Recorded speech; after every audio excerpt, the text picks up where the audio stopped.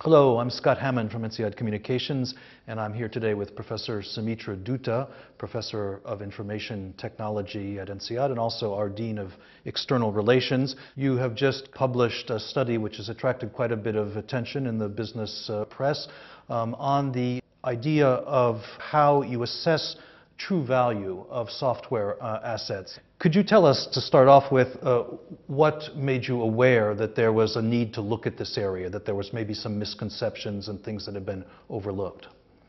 A theme that came up repeatedly in my research was a lot of the organizations I walked into were very unhappy with the level of returns they were getting from their software assets.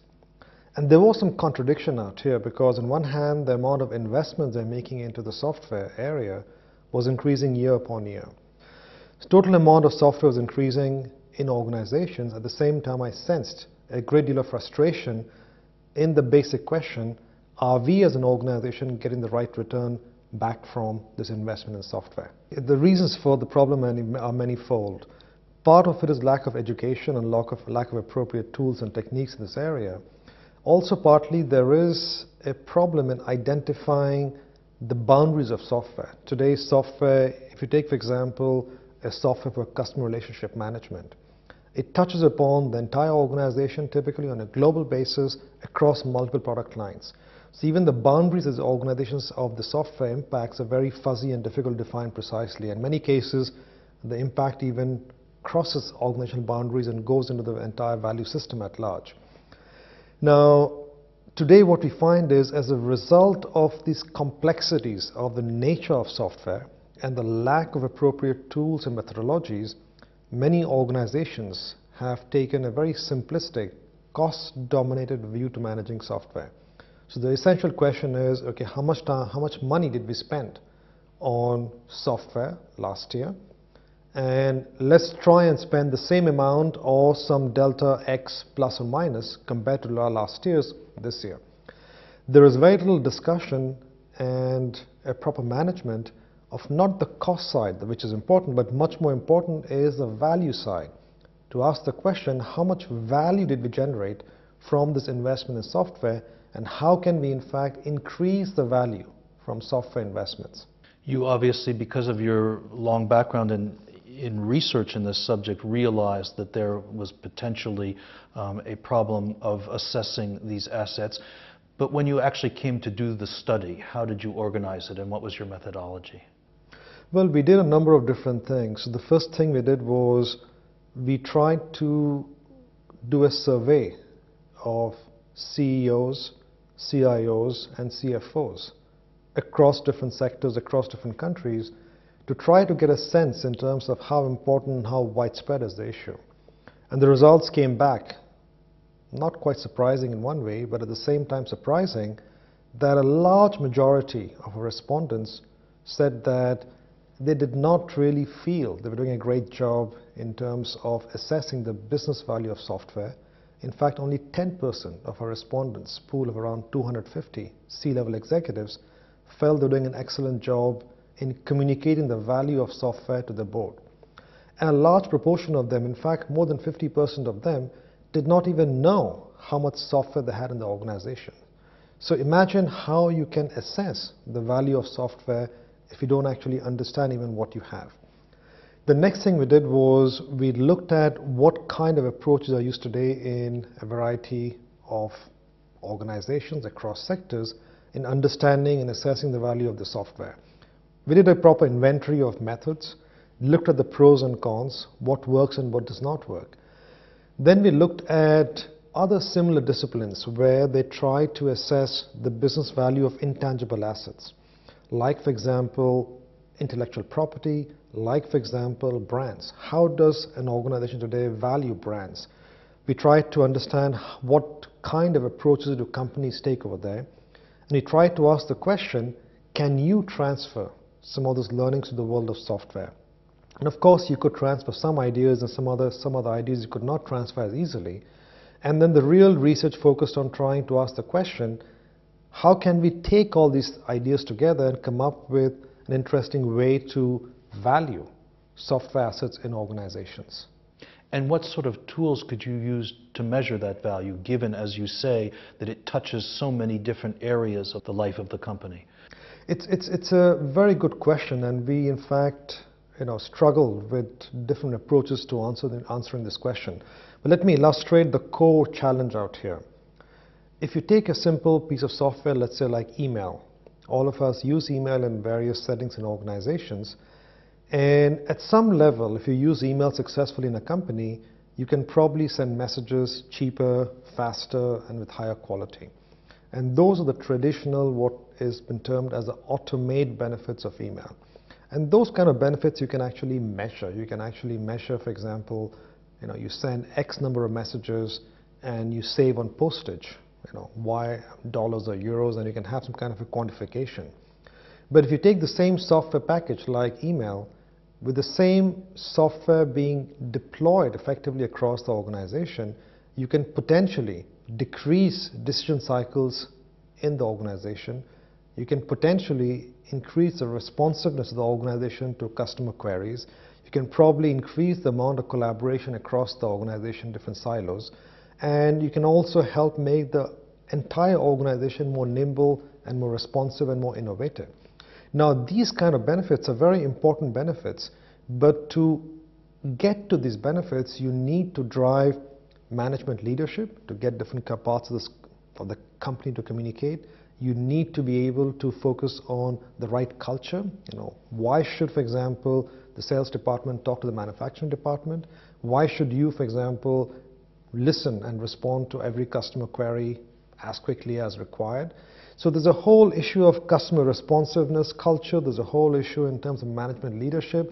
There's a whole issue around design the right organizational processes which help to get the benefits from the same email software to make the company more innovative, responsive, agile. Now, how do you actually measure the value of agility? How do you actually measure the value of being more innovative? Those are not always easy, and that I think points to some of the core issues and the core challenges that you see in trying to understand the business value of software. So what we had to do was we looked at other areas, in fact outside the software world, and we identified a technique from marketing research which is called conjoint analysis. Now, conjoint analysis is a technique which has been applied very widely for consumer marketing problems, but had never been applied to the software world.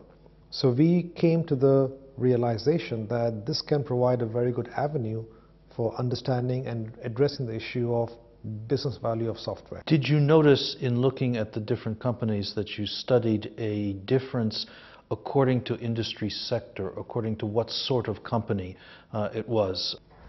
It's interesting, but what we noticed was being in the software business did not necessarily mean that you were good at assessing the business value of software.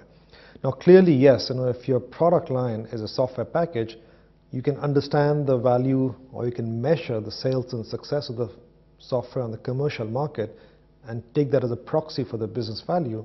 But what we are much more concerned about was when a bank uses a database or some kind of an accounting system, what is the value of that software? And we're not talking about simple replacement value, and let's be very clear on that. We're not talking about how much does it cost to replace software package X with another software package Y. We are much more interested in asking the question, by using the software package X, how much of business value are you creating? So if you look across sectors, yes, for pure software product companies, if you take software as the end product, it is probably easier to compute the value based on market share and results of sales of software product. But if you take most companies that use software, a bank, a retail company, other kinds of utility companies, they don't actually sell software. Their product is different, something else, a service something else, and they use software as one of the enabling tools for production or delivery of the product or service. So typically what you find is some sectors like the finance are becoming more sophisticated, and often in that instance is being driven by regulation. If you take, for example, the finance sector, there have been a number of agreements in that sector which are increasing the pressure on these organizations to focus more on the business value of software. Basel I was an agreement which really focused on the market risks that financial institutions faced. And Basel I agreement required banks and other financial institutions to set aside capital to cover the market-related risks.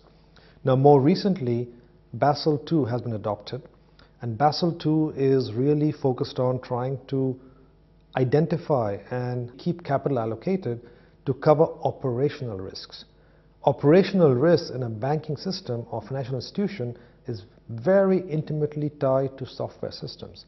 So in some sense, the entire sector is being now today required to understand, assess the operational risks, which are very closely linked to software risks, and then allocate capital to cover for those risks. So you'll see some sectors moving ahead at a faster pace than others.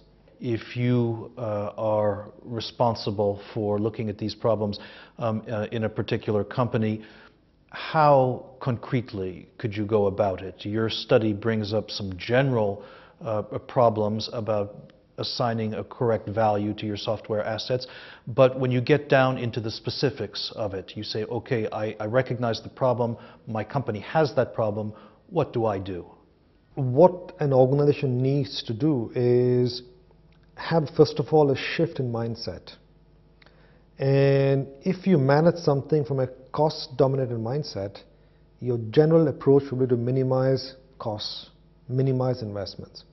And that is a little bit linked to what I said earlier in terms of trying to focus on minimizing investments in often back-office systems that are not critical in terms of revenue enhancements.